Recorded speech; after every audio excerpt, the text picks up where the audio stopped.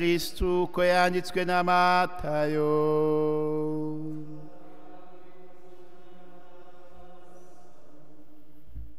Nuko Yakobo abyara Yosefu umugabo wa Mariya, ari we wabyaye Yezu witwa Kristu.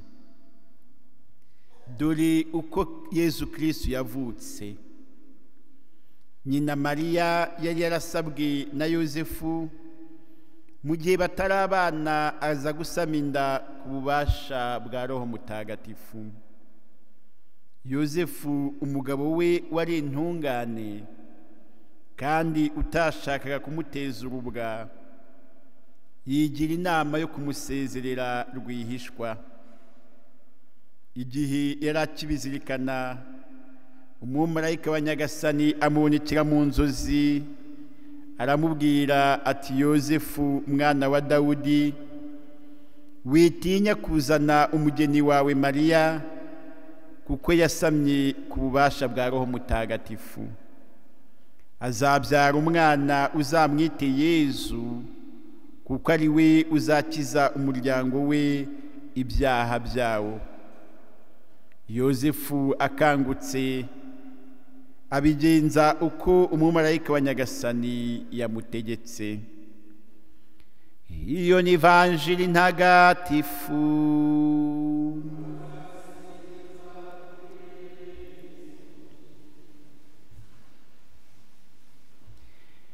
Mana, wowe udahemuka ku isezerano ryawe, izina ryawe nirisingizwe.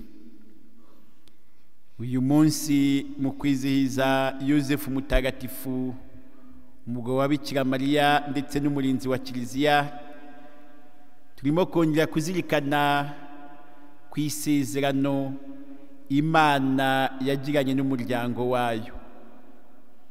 Imana yabanje kugirana isezerano n'umuryango wa Aburahamu, nk'uko twabyumvise mu isomo rya kabiri, ko ntabwo ari kubw'amategeko, ahubwo ni kubw'ubutungane buturuka ku kwemera. Aburahamu yagiriwe isezerano ryo kuzaba sekuru w'urubyaro rwose. Uyu munsi rero kwizihiza uyu munsi mukuru wa Yosefu mutagatifu, byongera kutwereka ukuntu Imana yakomeye ku isezerano yagiranye n'Aburahamu, rikaza kuzurizwa muri Dawudi, nk'uko twabyumvise mu isomo rya mbere. Imana ikomeza imubwira iti, nzakubera Imana, nawe uzambera umuryango, kandi uzagukomokaho nawe azaba nyirikuzo. Hanyuma bikaza kurangira haje Yosefu umugabo wa Mariya, wa wundi wabyaye Yezu Kristu umwana w'Imana. Uyu munsi rero nuko njya kuzirikana kuri ubwo budahemuka bw'Imana. Imana idahemuka ku isezerano ryayo, bigaragarira muri iryo sezerano rya Aburahamu, irya Dawudi, bikarinda bigera kuri ivuka rya Yezu Kristu. Ariko kandi natwe tukazirikana ko kuri uyu munsi natwe turi abana b'isezerano, turi igisekuru cya Aburahamu. Isezerano Imana yagiranye n'umuryango wayo n'uyu munsi rirakomeza kuzurizwa muri twebwe, nk'uko ryaje kuzurizwa muri Yosefu na Mariya ubwo babyaraga umwana Yezu. Tuzirikana ko iryo sezerano nta kindi turikesha, ni ubutungane dukesha buturuka ku kwemera. Iyo twemera Imana nk'uko Aburahamu yabaye umubyeyi wacu n'umukurambere wacu mu kwemera, bituma natwe twinjira muri iryo sezerano Imana yagiranye na Aburahamu, tuba abasangira murage na Yezu Kristu, maze iby'Imana yasezeranye umuryango wayo natwe bikatwuzurizaho. Koko rero turi abana b'isezerano, ntiturushaho kwemera Imana kandi tukayiringira, natwe tuzaba abasangira murage n'abagorerwa murage ku byagenewe inkomoko yose ya Aburahamu. Isezerano ry'Uhoraho rizatwuzurizwaho. Imana izatubera Imana, natwe tuyibera umuryango, bityo tubashe kurushaho kubaho dutunze dutunganiwe, atari ku mbaraga zacu cyangwa ku mbaraga z'amategeko, ahubwo ari ubutungane dukesha ukwemera Imana nk'uko iryo sezerano ryagiriwe Aburahamu. Uyu munsi rero turi kwizihiza Yosefu mutagatifu wabaye umugabo wa Bikira Mariya. Twumvise uburyo Yezu Kristo yavutse, ko Yosefu wari ufite umugambi wo kuzashaka umukobwa witwa Mariya, yaje gusanga umukobwa watwite atazi uko byagenze.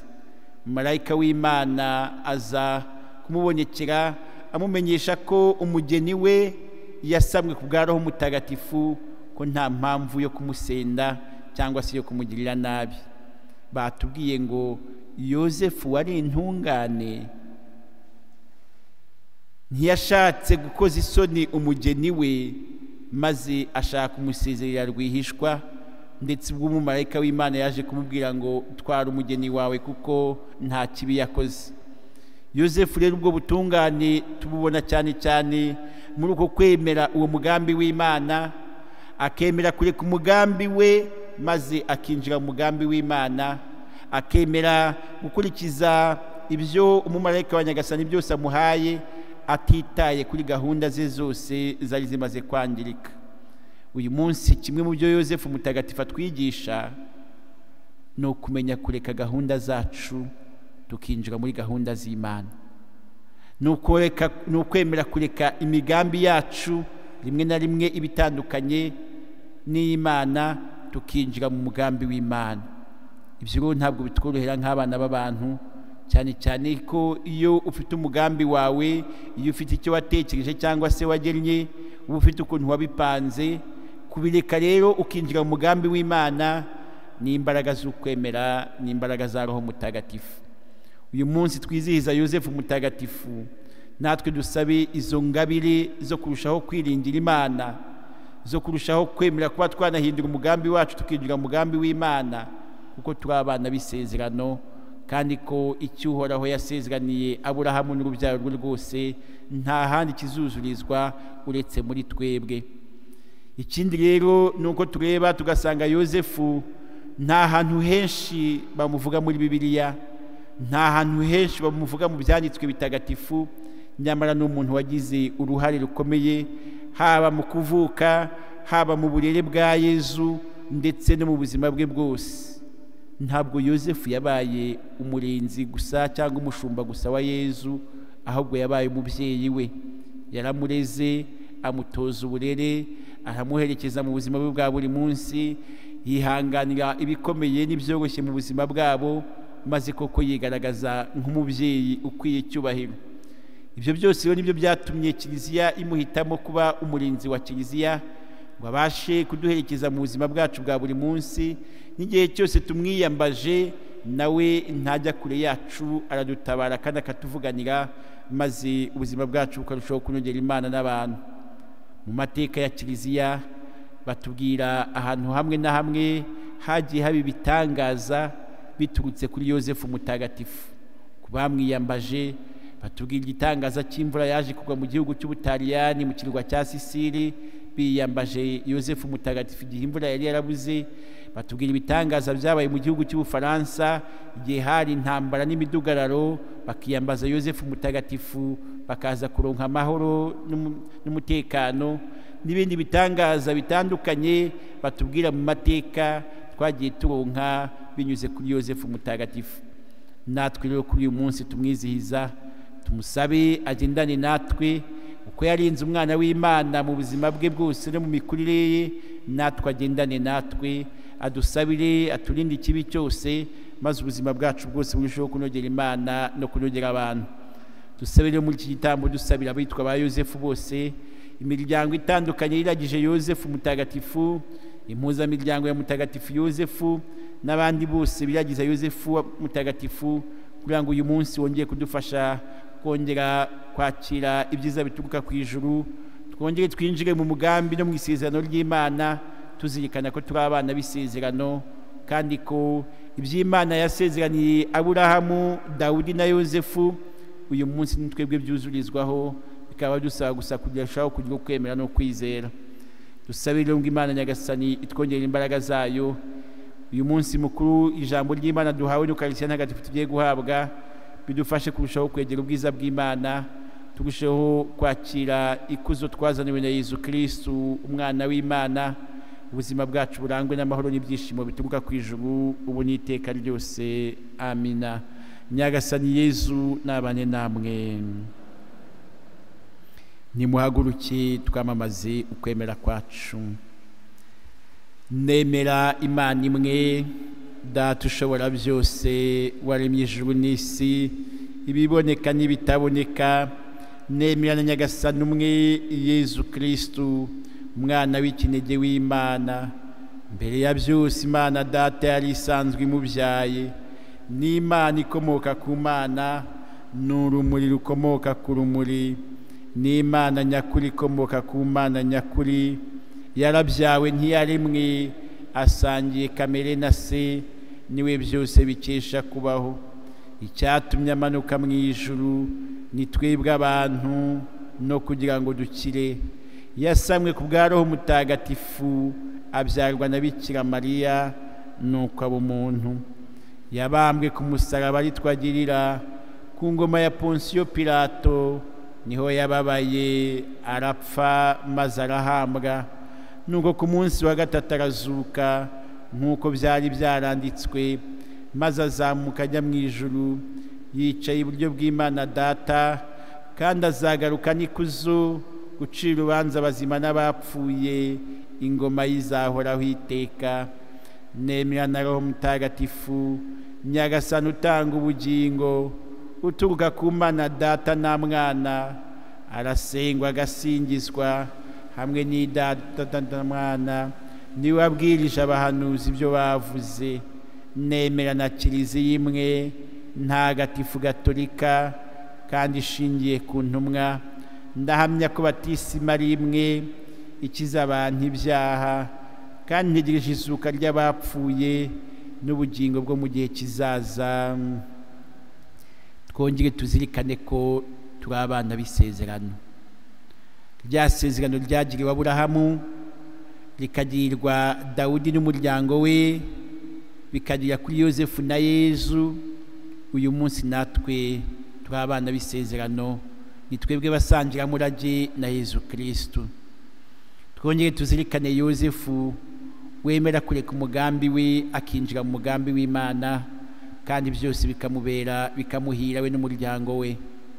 Twongere tuzirikane Yosefu w'intungane, Yosefu ucisha make, Yosefu udashaka kwigaragaza, Yosefu wabaye koko umubyeyi wa Yezu Kristu, natwe akaba ari umubyeyi wacu n'umubyeyi wa Kiliziya. Ducecetse akanya gato, buri wese yongere agira icyo yereka Imana, agira icyo ayisaba kandi ayereka, abinyujije kuri Mutagatifu Yosefu twizihiza kuri uyu munsi.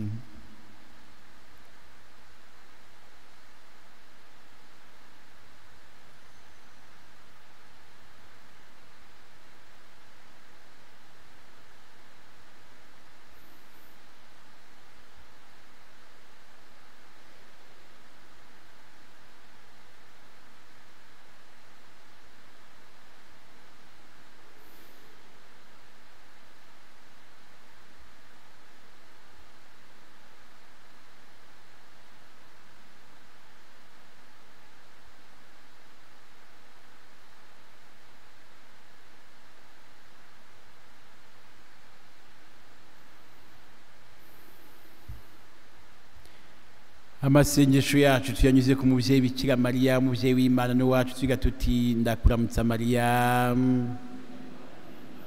wahebuje abagore bose umugisha, na Yezu umwana wabyara asingizwa.